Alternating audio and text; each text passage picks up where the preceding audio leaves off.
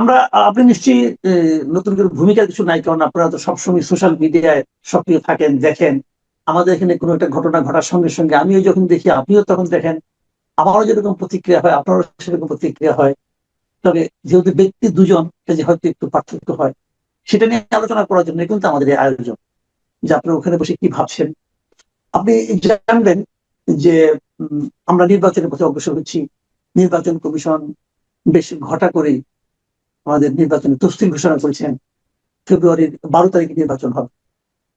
আমরা আগে থেকেই বলছিলাম যে নির্বাচনের সবচেয়ে বড় চ্যালেঞ্জ হবে আইন শৃঙ্খলা পরিস্থিতিকে নিয়ন্ত্রণে রাখা, প্রত্যাশিত পর্যায়ে রাখা। এবং আমরা লক্ষ্য করলাম, যেদিন তফসিলটা ঘোষিত হলো, তার ঠিক পরের দিন একজন খুবই আলোচিত ব্যক্তিত্ব, আপনি জানেন, ইনকিলাব মঞ্চের মুখপাত্র ওসমান হাদির উপর একটা আক্রমণ হলো। এবং সেই আক্রমণের রেজাল্ট আমরা এখনো জানি না এই কারণে যে উনি এমন ভাবে হয়েছেন, আহত হয়েছে। ওনার জীবন আসলে জীবন মৃত্যুর সন্ধিক্ষণে আছে বলা যায়। ওনাকে নিবিড় পরিচর্যার মধ্যে রাখা হয়েছে। আলটিমেটলি উনি ফিরে আসবেন কিনা, আসলেও আগের মতো করে আসতে পারবেন কিনা, এসব নিয়ে নানা ধরনের কিন্তু কথাবার্তা হচ্ছে। কিন্তু সবচেয়ে বড় যে বিষয়টা, সেটা হলো গিয়ে যে এই ওসমান হারুন যিনি আছেন, হাদি, উনি কিন্তু ওনার বক্তব্য আপনি নিশ্চয়ই শুনেছেন, আমিও শুনেছি। আমার সঙ্গে ওনার বহুবার টকশোতে আমরা একসঙ্গে বসেছি। উনি একটু ওনার বক্তব্যে একটু অ্যারোগেন্সি আছে, একটু যখন বলার সময় অনেক সময় ভাষাও একটু অতটা হয়তো মানে আপনার পরিশীলিত হয় না। কিন্তু ওনার আবেগের মাধ্যমে কিন্তু এক ধরনের, আমি মনে করি, ওনার একটা বিশ্বাসটা কাজ করেছে। উনি ওনার বিশ্বাসটি এই কথাগুলি বলেছেন। তো আমার প্রশ্নটা হলো যে, যে সময়টার উপর অ্যাটাকটা হলো, যদি ওনার বক্তব্যটার ওনার উপর অ্যাটাক হয়ে থাকে, তো সেটা তো আরো আগেই হতে পারে। ঠিক এই সময়টাই কেন, যখন নির্বাচন তফসিল ঘোষণা করল, ঠিক তখনই বা কেন? এই প্রশ্নটা আমার মনে কিন্তু মানে আপনার যাচ্ছে, উত্তর খুঁজছি, পাচ্ছি না। এটা নিয়ে আপনার আসলে ধারণাটা কি জানতে চাই। একটু বড় হয়ে গেল প্রশ্নটা। আহ, আপনার বলেন প্লিজ। না, এক হচ্ছে যে আহ, ধরেন এরকম রাজনৈতিক হত্যা প্রচেষ্টা বা হত্যা চেষ্টা আগেও হয়েছে। বা আমরা এটাও দেখেছি যে আম, এরকম বক্তব্য বা ভিন্ন বক্তব্য দীর্ঘদিন ধরেই আসছে। আপনার যে প্রশ্নটা যে কেন এখনই হলো, এবং যেটা নির্বাচনের তফসিল ঘোষণার পরদিনই, এবং নির্বাচনের তফসিল ঘোষণার পরদিনই এই ঘটনা ঘটার কারণে যে প্রশ্নটা সামনে আসছে, যে তাহলে এটা কি নির্বাচন কে প্রভাবিত করার জন্যই বা নির্বাচন বানচালের জন্যই, এরকম একটা প্রশ্ন আসছে। আরও কিছু প্রশ্ন আসছে যে নাকি নির্বাচনে যারা অংশ নিচ্ছে তাদের কোনো গোষ্ঠীর সুবিধা পাওয়ার জন্য। অর্থাৎ দুটো প্রশ্নই, একটা হচ্ছে যে নির্বাচন বাতিল করার কোনো প্রয়াস এর মধ্য দিয়ে দেখা যাচ্ছে কিনা, নাকি যে নির্বাচন হতে যাচ্ছে সেই নির্বাচনে যার যার অবস্থান আরো শক্ত করার জন্য হচ্ছে কিনা। তো দুটো বিষয়কে মাথায় রেখেই যদি আমরা আলোচনাটা প্রসারিত করি, প্রথমে যদি আমি ধরে নিই যে যেহেতু তফসিল ঘোষণা হয়েছে এবং নির্বাচন হবেই, ঠেকানো যাবে না, সেই জায়গায় আমি প্রথম ফোকাস করতে চাই যে তাহলে এই নির্বাচনে যারা অংশ নিচ্ছে তাদের বেনিফিটটাকে মাথায় নিয়ে আসছে অনেকে। কিন্তু সেই জায়গায় যদি আমরা দেখি যে বেনিফিট আসলে কারা, এবং সেখানে আমরা শুরুর দিকে বিএনপি এবং জামায়াত একে অপরকে দোষারোপের একটা চেষ্টা আমরা দেখছি। যেমন আমরা দেখেছি যে এখানে বিএনপির প্রভাবশালী যে প্রার্থী মির্জা আব্বাস, যেহেতু উনি প্রভাবশালী এবং দীর্ঘদিনের বর্ষিয়ান রাজনীতিবিদ, ওনার দিকে আঙুল তুলেছে কোনো কোনো গোষ্ঠী। উনি যখন দেখতে গিয়েছেন তখন ওনার বিরুদ্ধে মিছিল করেছেন। আবার আমরা দেখেছি যে এখান থেকে যে মূলত আম, জামাত বা অন্য যারা প্রার্থী আছেন, সম্ভবত এনসিপিরও একজন প্রার্থী আছেন, তারা বেশি লাভবান হবেন, এরকম আমরা অঙ্গুলি নির্দেশনাও দেখেছি। তো সেই জায়গা থেকে আমরা যদি দেখি যে আসলে কার এই হাদির হামলার কারণে আসলে, বা হাদি যদি নির্বাচন থেকে সরে যান তাহলে কে বেশি লাভবান হবেন, তাহলে সেখানটায় একদিকে আমরা মনোনিবেশ করতে পারি, এটা হচ্ছে সেই আঞ্চলিক পর্যায়ে থেকে। দ্বিতীয় যেটা হচ্ছে যে জাতীয়ভাবে নির্বাচন হওয়ার হবেই এটা ধরে নিয়েও এই ঘটনার কারণে জাতীয়ভাবেও বা কারা লাভবান হবে, সেটাও যদি আমরা দেখি। তো আমার বিবেচনায় একটা বিষয় মনে হয়েছে যে হাদির উপরে হামলার কারণে বিএনপি কোনোভাবেই লাভবান হয় না। আমার নিজস্ব বিশ্লেষণে কারণ হচ্ছে যে একদিকে আঞ্চলিকভাবে যে আসনে নির্বাচন করছে সেই আসনে বিএনপির যে প্রার্থী মির্জা আব্বাস ওনার সম্পর্কে যেই সব অভিযোগ থাকুক না কেন, বিএনপির ভোট ব্যাংক নির্দিষ্ট।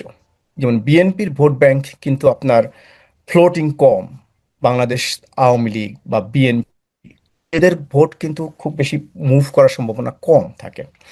তো সেই জায়গায় বিএনপির তো নির্দিষ্ট ভোট আছেই। তো তাহলে ধরেন যাদের ভোটগুলো বিভাজন হয়ে যায়, ধরেন আমি প্রার্থী হিসেবে হাদির কথা যদি আনি, যে হাদি যদি প্রার্থী শক্ত প্রার্থী থাকে, সেখানে কাদের ভোটগুলো বিভাজন হয় বা কাদের ভোটগুলো স্প্লিটেড হয়, তারা তারা এখান থেকে লাভবান হয়। তো সেখানে আমরা যদি দেখি যে আঞ্চলিকভাবে লাভবান কারা, সেটা যদি আমরা বিবেচনা করি, তাহলে আসলে এর এর থেকে কারা লাভবান হবেন আমরা একটা হিসাব বের করতে পারি। আর জাতীয় পর্যায়েও যদি আমরা দেখি যে এই মুহূর্তে নির্বাচনকে যদি এই ঘটনা প্রভাবিত করে, কারা বেশি সিম্প্যাথি পাবে এই ঘটনার পরে, তো সেই জায়গায়ও আম, এখন পর্যন্ত মনে হচ্ছে যে এই ঘটনার পরে বিএনপি বেশি সিম্প্যাথি পাবে না। হুম, তো সেটাও একটা বিষয়। এখন আমি যদি ধরি ধরি যে দ্বিতীয় পর্যায়ে যে আচ্ছা নির্বাচন বানচাল সম্পৃক্ত এখানে, নির্বাচনের মধ্য থেকে কারা লাভবান হবে না হবে সেটা এক আলোচনা, সেটা আমরা বললাম। এখন নির্বাচন বানচালের যারা চাচ্ছে, বানচাল করতে চাচ্ছে, তাদের মধ্যে তাহলে এখানে কারা লাভবান হবে? সেক্ষেত্রে এক্ষেত্রে নির্বাচন বানচালে যদি বানচাল যদি হয়, তাহলে একটা গোষ্ঠী দাবি করছে যে আওয়ামী লীগ লাভবান হবে।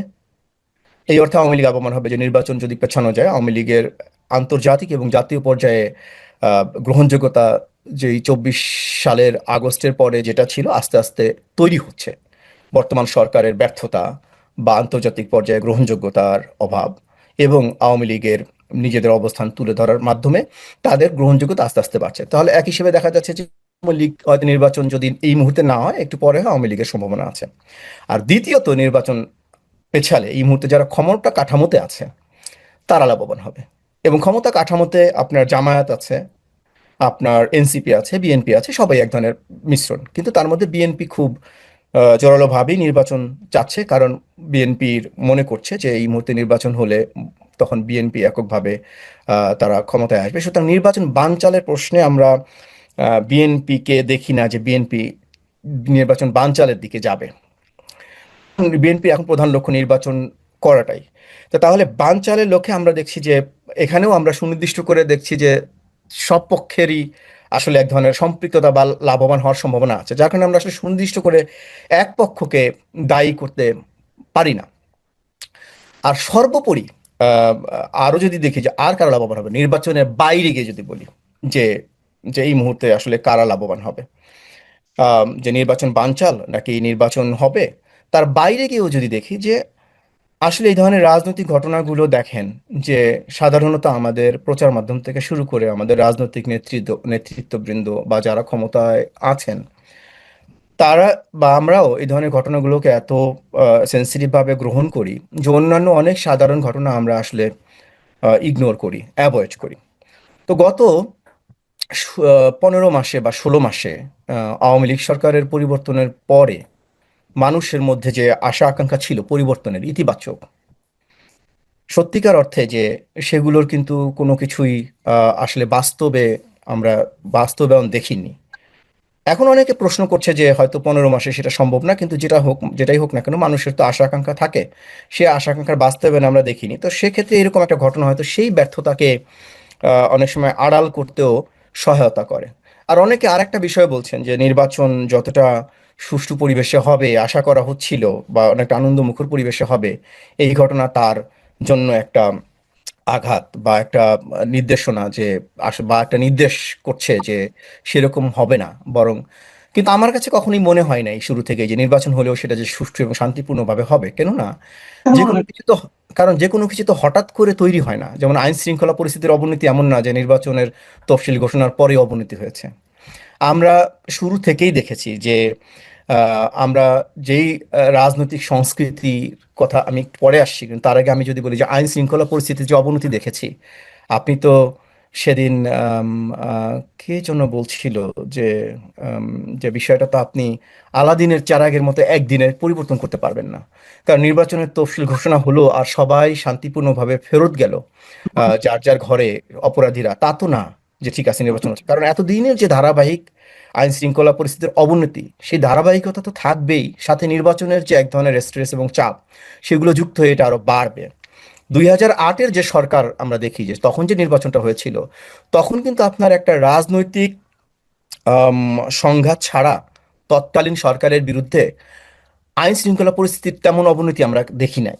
তখন কিন্তু ওই সরকার ক্ষমতা নেওয়ার পরে একটা দেশ তাৎক্ষণিকভাবে চুপ হয়ে গেছিল এবং সবাই একটা পরবর্তী ট্রানজিশনের অপেক্ষা করছিল। মাঝখানে একটা রাজনৈতিক সংঘাত তৈরি হলো, যার কারণে আবার তৎকালীন তত্ত্বাবধায়ক সরকার নির্বাচনের প্রতিশ্রুতি দিল এবং নির্বাচন, তখন আবার মানুষ নির্বাচনমুখী হয়ে গেল এবং একটা সুষ্ঠু পরিবেশে ফেরত গেল। কিন্তু এই সরকার দায়িত্ব নেওয়ার পরে কিন্তু আমরা প্রবণতাটা তেমন দেখি না। এই সরকার দায়িত্ব নেওয়ার পর থেকেই বরং আমরা দেখি যে আইন শৃঙ্খলা পরিস্থিতির উন্নতি তো হয়নি, বরং এমন কিছু রাজনৈতিক সংস্কৃতির আমরা আম, বিকাশ দেখলাম এবং এমন একটা রাজনৈতিক সংস্কৃতিকে আমরা লালন করতে দেখলাম এবং প্রলুব্ধ করতে দেখলাম, যেটা হচ্ছে যে মব সংস্কৃতি, বা আমরা যখন যার ইচ্ছা এক ধরনের একটা কিছু করে আমরা করলাম। তো তখন আমরা নিরাপত্তার দিকে মনোযোগ না দিয়ে এবং আমরা আইন শৃঙ্খলা পরিস্থিতির উন্নতির দিকে মনোযোগ না দিয়ে আমরা মব কালচারকে বৈধতা দেওয়ার চেষ্টা করলাম। আমরা কেন হলো আপনি বলেন, আমি একটু থামাচ্ছি আপনাকে এখানে। যে এটি আগে এই যে আপনি বললেন যে মব কালচার দিয়ে আমরা মনোযোগ দেওয়া শুরু করলাম, আমরা মানে তো সরকার বলবো, আপনি সরকারকে ইঙ্গিত করছেন, কিন্তু আমার মনে হয় সরকার এই ধরনের রিস্কি পথে কেন দেবে? আপনার কি মনে হয়, সরকার কি অন্য কোনো আকাঙ্ক্ষা ছিল? আমি বলবো যে সরকার আকাঙ্ক্ষা বলতে, সরকার তখন যেই পরিবর্তিত পরিস্থিতির উপর ভর করে ক্ষমতায় গেল, সরকারের আসলে ওই সিচুয়েশনটার নিয়ন্ত্রণই কখনো নিতে পারেনি। তো যার কারণে তারা তখন এই মাঠে নেওয়ার যারা চেষ্টা ছিল, করেছে। আমার মনে হয় না যে সরকারের এই ক্ষমতাও ছিল। আম, আচ্ছা। এই ক্ষমতাও ছিল, আমি বলবো এই কারণে এই ক্ষমতা ছিল না, কারণ সরকার তো কোনো নির্দিষ্ট আদর্শ নিয়ে ক্ষমতায় বসে নাই হুম, এবং তাদের আহ, কার মানে কর্মকাণ্ডে কখনো এটাও মনে হয় না যে তারা আসলে দেশের প্রতি কোনো কমিটমেন্ট তাদের ছিল। হুম। ব্যাপারটা এরকম হয়েছে যে তাদেরকে আহ, একটা সিচুয়েশন পরবর্তীতে তারা এসছে এবং যাদের কারণে তারা ক্ষমতায় এসছে তাদের তুষ্ট রাখাই তাদের দায়িত্ব ছিল, এবং তাদেরকে তুষ্ট রেখে তারা যতদিন এখানে থাকতে পারে সেটাই তাদের এক ধরনের মনোযোগের কেন্দ্রবিন্দু ছিল। তা না হলে দায়িত্বশীল পর্যায় থেকে অনেক কথা বলা যায় না, যেটা আমরা দেখেছি যে বিভিন্ন সময় সরকারের বিভিন্ন মুখপাত্র বলেছেন, যেমন মব কালচারকে বৈধতা দেয়া, এমনকি আচ্ছা, এই যে দায়িত্ব। আপনি মবের কথা বললেন, মবের কথা বললেন রাজনীতির ক্ষেত্রে, সরকারের আচরণের ক্ষেত্রে, এবং সরকারের যে আপনার কমিটমেন্ট না থাকার যে ব্যাপারটা আপনি বললেন, দেশের প্রতি, জাতির প্রতি, আহ, এর কি কোনো প্রতিক্রিয়া আমরা অন্য অন্য সেক্টরে দেখছি না? যেমন ধরেন আপনি যে মবের কথাটা বললেন, আমরা গত সপ্তাহেই দেখলাম যে ঢাকা বিশ্ববিদ্যালয়ে একজন শিক্ষকের সঙ্গে যে আচরণটা করা হলো, একজন ডাক্তার, একজন নির্বাচিত একজন সদস্য, এবং তিনি শিক্ষকের জামা টেনে টেনে ধরলেন, তাকে গাড়িতে উঠতে দেবেন না, টানাটানি করলেন। এই আপনি নিজেও তো ঢাকা ইউনিভার্সিটির শিক্ষক ছিলেন, অনেকদিন, অনেক বছর ছিলেন। তো আপনার কাছে কি মনে হয় এই ধরনের আচরণটা, এটা কি অটোমেটিক্যালি হলো, নাকি শিক্ষকের আচরণের কারণে এটা হলো, নাকি স্টুডেন্টদের মধ্যে এক ধরনের আপনার কি বলবো আপনাকে, এটাকে মানে যা ইচ্ছা তা করার এক ধরনের মানে বৈধতা পেয়েছে বলে তারা মনে করছে, তাই এটা হচ্ছে? এবং এখান থেকে আসলে শিক্ষাঙ্গনের ভবিষ্যৎটাকে আপনি কেমন দেখছেন? আচ্ছা, আমি প্রথমত ধরেন শিক্ষক এবং ছাত্র, এই দুটো বিষয় আমি বাদ দিই। আমি ধরে নিই যে যাদের সাথে ঘটনাটা ঘটেছে তারা ঢাকা বিশ্ববিদ্যালয়ের একজন বা কয়েকজন, আম, তারা কোনো কর্মকর্তা। আমি ধরলাম যে তারা শিক্ষক নয়, তারা ঢাকা বিশ্ববিদ্যালয়ের এমপ্লয়। তো এমপ্লয়ি হিসেবে তারা যেখানে বসেছিল, তারা একটা তাদের লাউঞ্জে, শিক্ষক লাউঞ্জে বসেছিল, এবং আমি ধরে নিই যে তারা কোনো একটা নির্দিষ্ট রাজনৈতিক দলের আদর্শের সাথে সম্পৃক্ত। কিন্তু কোনোভাবেই তাদের সাথে যে আচরণ হয়েছে সেটা গ্রহণযোগ্য না, এবং সেটা আসলে সহিষ্ণু রাজনীতি পরিচায়ক নয়। আমি শিক্ষক ছাত্রের সম্পর্কের কথা বাদ দিই, আমি দুটো মানুষ বা দুটো গোষ্ঠীর কথা বলি, ধরলাম ছাত্র এবং শিক্ষক, তাদেরকে জাস্ট সমান অংশীদার বলি, একটা বিশ্ববিদ্যালয়ের সদস্য বলি। যে দুইজনই বা দুই গোষ্ঠী বিশ্ববিদ্যালয়ের সদস্য, শিক্ষক গোষ্ঠী, ছাত্র গোষ্ঠী। আমি শিক্ষকের মোরাল জায়গায় আমি বাদ দিই, শিক্ষকের আসন অনেক উপরে সেই জায়গায় আমি বাদ দিই, আমি ধরি যে তারা মানুষ, সাধারণ মানুষ। কিন্তু তাদের সাথে যে আচরণ হয়েছে এটা অত্যন্ত অগ্রহণযোগ্য এবং অসহিষ্ণু আচরণের প্রকাশ ঘটেছে। কারণ যদি তারা কোনো অন্যায় করে থাকেন, তাদের বিরুদ্ধে প্রাতিষ্ঠানিক যে ব্যবস্থা নেয়ার ব্যবস্থা আছে, তাদের বিরুদ্ধে আইনগত ব্যবস্থা নেয়ার ব্যবস্থা আছে, তারা দেশেই অবস্থান করছেন এবং তারা এখন পর্যন্ত তাদের বিশ্ববিদ্যালয়ের পরিচয়েই অবস্থান করছেন। এবং তাদের মধ্যে একজন একটা বিভাগের চেয়ারপারসন, এবং এখন পর্যন্ত তাকে চেয়ারপারসনের দায়িত্ব থেকে সরানো হয়নি। এবং একজন এখনো বিভাগের অধ্যাপক, তিনি কিন্তু এখনো বিভাগের অধ্যাপক থেকে অব্যাহতি পাননি। এবং ধরলাম যে তারা অব্যাহতি পেয়েছেন, ধরলাম তারা দায়িত্বে নেয়, কিন্তু তারা তো এদেশের নাগরিক। নাগরিক হিসেবে তারা তো এরকম, যে কোনো নাগরিক এরকম আচরণের আম, আসলে আচরণ তারা ডিজার্ভ করেন না। এবং যেই ছাত্র বা যারা করেছে এটা, তারা ব্যাপক অসহিষ্ণুতার পরিচয় দিয়েছে। এখন আমরা যেটা হয় যে ধরেন এখানে ঢাকা বিশ্ববিদ্যালয়ের শিক্ষকদের সাথে ঘটেছে বলে আমরা একটু মনোযোগ দিয়েছি বা দিচ্ছি, কিন্তু বিষয়টা আসলে শুধু শিক্ষক বা একজন কারোর সাথে ঘটলো, বা ধরেন এই যে হাদির উপর গুলির হামলা হলো, আমরা সমস্ত মিডিয়া বা আমরা সরব, বা ঢাকা বিশ্ববিদ্যালয়ের শিক্ষকদের সাথে এমন ঘটনা ঘটেছে, অসহিষ্ণু আচরণ ঘটছে, আমরা সরব। কিন্তু এরকম ঘটনা কিন্তু প্রতিনিয়ত ঘটছে। এর কারণ হচ্ছে যে আমরা আমাদের দেশ এবং সংস্কৃতি থেকে বর্ণপ্রথা বাদ দিয়েছি, কিন্তু আমাদের মধ্য থেকে যে ব্রাহ্মণ্যত্ব, যে সেটা কিন্তু আমাদের যায় নাই। যার কারণে আমরা দেখি যে বড় শ্রেণীর কারো উপর কোনো কিছু হলে, এরকম সম্প্রদায়ের কারো উপর কিছু হলে আমরা সচেতন হয়ে উঠি, সরব হয়ে উঠি। কিন্তু যদি বিষয়টা আমরা সেদিকে সরব না, আমরা যদি দেখতাম যে আসলে প্রত্যেক মানুষের একে অপরের প্রতি যে সম্মান, শ্রদ্ধা এবং এক ধরনের সহিষ্ণু মনোভাব, সেই জায়গাটা আমরা হারিয়ে ফেলেছি। এক ধরনের মেরুকরণ, যেটা বাংলা ইংরেজিতে বলে পোলারাইজেশন, আমাদের সমাজে এবং সংস্কৃতির ইদানিং এই পোলারাইজেশন এতটা মাত্রায় ঘটেছে যে আমরা মাঝামাঝি কোনো পর্যায়ে গ্রহণ করতে এখন আর প্রস্তুত না, আমরা গ্রহণ করতে পারি না। এবং আমরা একে অপরের মতামতকে আমরা গ্রহণ করতে পারি না, আমরা মেনে নিতে পারি না। যার কারণে আমরা এরকম ধ্বংসাত্মক প্রকাশ দেখছি, এক ধরনের এরকম মব, যেটা মবের মাধ্যমে আমরা শিক্ষকের উপর আমরা হেনস্থা দেখছি, আমরা রাজনৈতিক একজন প্রার্থীর উপর হামলা দেখছি। আমরা জানি যে হাদি অনেক, আপনি যেটা বললেন যে তার শব্দচয়ন অনেক অসহিষ্ণু ছিল, অনেক অ্যাগ্রেসিভ ছিল। হ্যাঁ, তার বিরুদ্ধে ওরকম অ্যাগ্রেসিভ শব্দচয়ন করে তাকে আক্রমণ করা যেত, কিন্তু এই হামলা এক ধরনের আসলে সহিংস হামলার পরিচায়ক। আবার এটাও ঠিক যে হাদি এবং হাদি সহ এবং আম, বর্তমান যারা রাজনীতিতে যারা এরকম সক্রিয় আছেন বা এক ধরনের ফ্রন্ট লাইনে আছেন, তারা কিন্তু গত 15 মাসে এই ধরনের মব কালচার এবং অসহিষ্ণু আচরণকেই প্রশ্রয় দিয়েছেন। তো যেটা আসলে প্রত্যেকের নিজের উপরই বিপদটা ডেকে আনছে। যে যেমনটা আওয়ামী লীগ গত 15 বছরে যেমনটা করেছে, তার তার বলা যায় ফলাফলটা এখন তাকে ভোগ করতে হচ্ছে। অর্থাৎ এখানে প্রত্যেকটা রাজনৈতিক দল বা যে যেই রাজনৈতিক মত এবং পথেই থাকুক না কেন, প্রত্যেকেই যে অসহিষ্ণু মনোভাব দেখিয়েছে এবং যে ধরনের ধ্বংসাত্মক কার্যক্রম এবং সহিংস কার্যক্রম করেছে, তার ফলাফল কিন্তু প্রত্যেকের নিকটই ফেরত যাচ্ছে। তো এটা, এই পরিবর্তনের পরে একটু থমকে গিয়ে নিজেরা রিফ্লেক্ট করে কিন্তু এই পরিবর্তনটা ঘটানো যেত।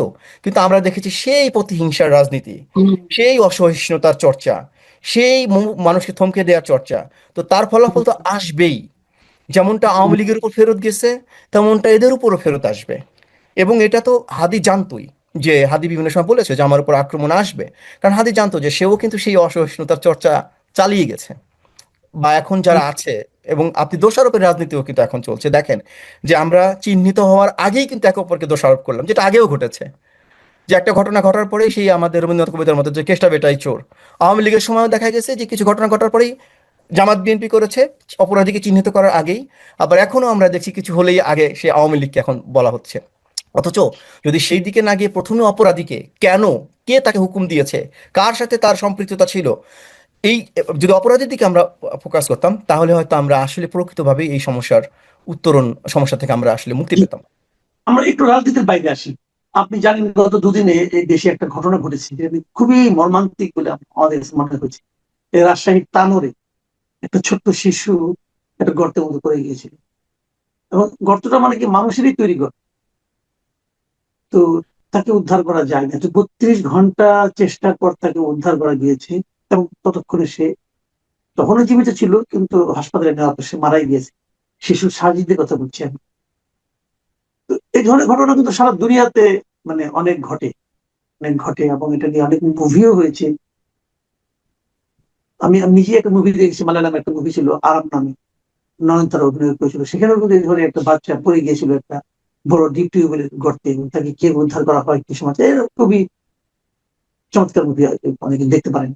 তো এখানে আমরা পারিনি, ওটার শেষটা ভালো ছিল, এটা শেষটা মিলনাত্মক ছিল না। তো এই ঘটনাটা আমাদের প্রশাসনিক, আমাদের সামাজিক, আমাদের রাষ্ট্রীয় যে চেহারাটা আপনার সামনে তুলে ধরে, সেটা আপনাকে মানে কিভাবে প্রভাবিত করে, যদি একটু দেখুন, ছোট করে দেন। জি আমি অবশ্যই বলবো। দেখুন যে এই ঘটনাটি অবশ্যই আমাকে খুবই প্রভাবিত করেছে। আমার নিজেরও সন্তান আছে এবং আমি আসলে 2 দিন ধরেই খেয়াল করছিলাম যে ওর উদ্ধারের কি হয়। আপনি বলেছেন যে বিভিন্ন দেশে ঘটে, বিভিন্ন দেশে ঘটে, যেমন কয়েকদিন আগে এখানেও কানাডায় মন্ট্রিয়লে একটা 13 বছরের মেয়ে স্কুল বাস থেকে নেমে, যেই স্কুল বাস থেকে নেমেছে সেই স্কুল বাসের আঘাতেই সে মারা গেছে। কিন্তু আমি দেখবো যে পরবর্তী কর্মকাণ্ডগুলো কি, অ্যাকশনগুলো কি, দায়িত্বগুলো কি। আমাদের যেটা হয় যে আমরা কিন্তু বরাবরই একটা দায়িত্বহীনতার পরিচয় দিই। এখানে যেরকম এর পরবর্তীতেই কিন্তু এক ধরনের অ্যাকশন নেওয়া হয়েছে, ড্রাইভারদেরকে ডাকা হয়েছে কি কি করা যায়, কিভাবে এটা ঠেকানো যেত এবং যাতে পরবর্তীতে কম হয়। কিন্তু আমাদের এখানে দেখেন যে এরকম কিন্তু সারা দেশেই কিন্তু এরকম বহু গর্ত এবং পাইপ পুঁতে রাখা আছে। আমি এখন পর্যন্ত শুনিনি, আমি জানি না আপনি শুনেছেন কিনা, যে সরকারের পক্ষ থেকে কোনো তদন্ত কমিটি গঠন করা হয়েছে বা কোনো কমিটি করা হয়েছে যারা খুঁজে বের করবে এরকম কতগুলো পাইপ আছে। 2016 বা 15 সালে এরকম আরেকটা ঘটেছিল খিলগাঁয়ে। তো আমরা Right. দেখিনি যে এরকম কোনো উদ্যোগ বা তৎপরতা, বা এখনো দেখছি না যে ঠিক আছে এরকম কোনো কমিটি করে দেওয়া হয়েছে যারা এই গর্তগুলো খুঁজে বের করবে, বা এরকম মানে পাইপ যে লাগানো আছে এগুলো খুঁজে বের করবে, এগুলো বন্ধের ব্যবস্থা করবে, এবং যারা যারা এরকম দায়িত্বহীনতার পরিচয় দিয়েছে, অর্থাৎ যারা যারা এই পাইপগুলো লাগানোর সাথে সম্পৃক্ত ছিল, তাদের শাস্তির কোনো আমি এখন পর্যন্ত কোনো উদ্যোগ দেখিনি। তো এটা হচ্ছে যে খারাপ লাগা, দুর্ঘটনা ঘটে, কিন্তু আমার প্রশ্ন হচ্ছে যে সেই দুর্ঘটনা নিরসনে আমরা কি উদ্যোগ নিলাম।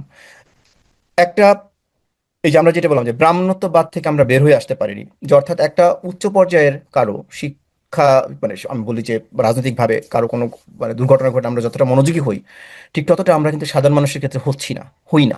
যার কারণে এই ঘটনাগুলো প্রতিনিয়ত ঘটে যাচ্ছে এবং আমাদের মনোযোগও, সাধারণ মানুষের মনোযোগও এমনভাবে আমরা ঠিক এই রাজনীতিক রাজনৈতিক পালাবদল এর উপর আমরা এতটা নিবন্ধ থাকি যে আমাদের এই সাধারণ বিষয়গুলো আমাদের মাথা থেকে হারিয়ে যায়, আর এই সাধারণ মানুষের অধিকারগুলো আর আদায় হয় না, বা তাদের স্বাভাবিকভাবে বেঁচে থাকার নিশ্চয়তাগুলো নিশ্চিত করা হয় না। এই সাজিদ কিন্তু প্রস্তুত ছিল না মৃত্যুর জন্য। হাদি প্রস্তুত ছিল।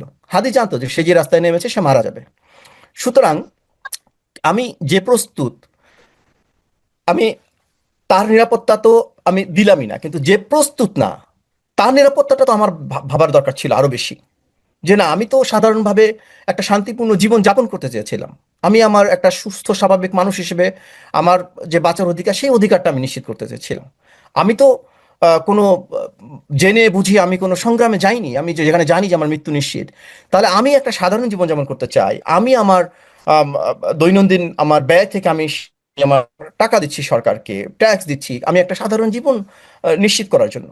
তো সেই দিকে তো আমি মনোযোগ দিচ্ছি না। আমি নির্বাচনের জন্য যে কোটি কোটি টাকা খরচ করছি সাপোজ, বা আমি যে যে আমি যে বলছি যে সবকিছু আমার তো সেই সাজিদের বাবার ট্যাক্সের টাকা হচ্ছে, কিন্তু আমি সাজিদের নিরাপত্তা দিতে পারছি না কেন, সেদিকে কেন আমি মনোযোগ দিচ্ছি না। তো আমাদের এই ব্রাহ্মণত্ববাদ থেকে বের হয়ে আসতে হবে, সাধারণ মানুষের প্রয়োজনগুলো নিরাপত্তার দিকেও মনোযোগ দিতে হবে। অনেক ধন্যবাদ, অনেক ধন্যবাদ ডক্টর হেলাল হোসেন ঢালী। প্রিয় দর্শক, আপনারা শুনলেন আহ জনাব হেলাল হোসেন ঢালীর বিশ্লেষণ বিভিন্ন বিষয়ে, আমাদের রাজনীতির ব্যাপারে, আমাদের মব কালচারের ব্যাপারে, আমাদের সামাজিক পরিবর্তনের ব্যাপারে, এবং আমাদের রাষ্ট্রের যে দায়িত্ব মানুষের প্রতি, সেই দায়িত্ব কিভাবে অবহেলা করা হচ্ছে সেটার ব্যাপারে। আমি দুটো বিষয় নিয়ে একটু কথা বলতে চাই প্রিয় দর্শক। প্রথমত হলো যে, আমি যদি হাদির বিষয়টা ধরি, হাদির কথায়, হাদির আচরণে অনেকে বিব্রত ছিলেন, অনেকে বিরক্ত ছিলেন, অনেকে দুঃখিত ছিলেন। কিন্তু সেই দুঃখ এবং সেই বিব্রতকর অভিজ্ঞতা এবং সেই অনুভূতির বিনিময়ে কিন্তু হাদির রূপে যেটা হলো, সেটা কিন্তু প্রত্যাশিত নয়। আমরা এটা কখনোই এভাবে কামনা করি না। কিন্তু খুবই আনফর্চুনেট একটা বিষয়, একটা প্রবণতা দেখে আমি খুবই দুঃখ পেয়েছি, যেটা আমি যারা ভ্যাবসন আপনার সঙ্গে শেয়ার করতে ভুলে গিয়েছিলাম, এখন আমি বলি। সেটা হলো, আমি সোশ্যাল মিডিয়ায় কিছু লোকের কথাবার্তায় দেখলাম তারা যেন এক ধরনের উল্লাস প্রকাশ করছে, তারা যেন আনন্দ প্রকাশ করছে। আমার কাছে মনে হয়েছে এটা একটা মানবিক বিকৃতি। এটা হতে পারে না, এটা হওয়া উচিত না। আপনার যদি হাদির কোনো কথা আপনার যদি মন খারাপ হয়ে থাকে, আপনি সেটাকে যুক্তিগ্রাহ্য ভাবে প্রতিহত করেন, কথা বলবেন, কিন্তু তার মৃত্যু কামনা কেন করবেন? এটা তো হয় না। এবং তার আহত হওয়াতে আপনি উল্লাস করে প্রকাশ করবেন। এবং এটাই কিন্তু জনাব হেলাল হোসেন ঢালিও কিন্তু বললেন যে এটা কি চক্রাকারে চলতেই থাকবে, যে তোমার মৃত্যু কামনা করব, তুমি আমার মৃত্যু কামনা করবে, এই দেশে এভাবে তারা অগ্রসর হবে? এভাবে তো দেশ অগ্রসর হবে না, জাতি অগ্রসর হবে না। প্রিয় দর্শক, আপনারা ভাববেন। আর দ্বিতীয় একটা বিষয়, সাজিদের গর্তে পড়ার ব্যাপার। সাজিদ তো গর্তে পড়ে বেঁচে গিয়েছে, মরে গিয়ে বেঁচে গিয়েছে। আমরা যে একটা বিশাল গর্তে প্রতিদিন পড়ে যাচ্ছি, সেই অন্ধকার গর্ত, আমাদের সামাজিক যে অবক্ষয়, সেই অবক্ষয়ের গর্তে আমরা প্রতিনিয়ত কিন্তু করছি, এবং আমাদেরকে ঠেলে ঠেলে ফেলে দেওয়া হচ্ছে। আমাদের এই সরকার, যাদেরকে আমরা দায়িত্ব দিয়েছে রাষ্ট্র পরিচালনা, তাদের বিভিন্ন আচার আচরণ আমাদের কিন্তু সেই ব্ল্যাক হোলের মধ্যে ক্রমাগত ঠেলে দিচ্ছে। এর হাত থেকে আমাদের মুক্তি কিভাবে হবে, এগুলো নিয়ে আপনারা ভাববেন। আমরা আগামীতে আবার আলোচনা করবো, আপনাদের মতামত দিবেন। আপনারা সবাই ভালো থাকবেন। আপাতত এই পর্যন্ত।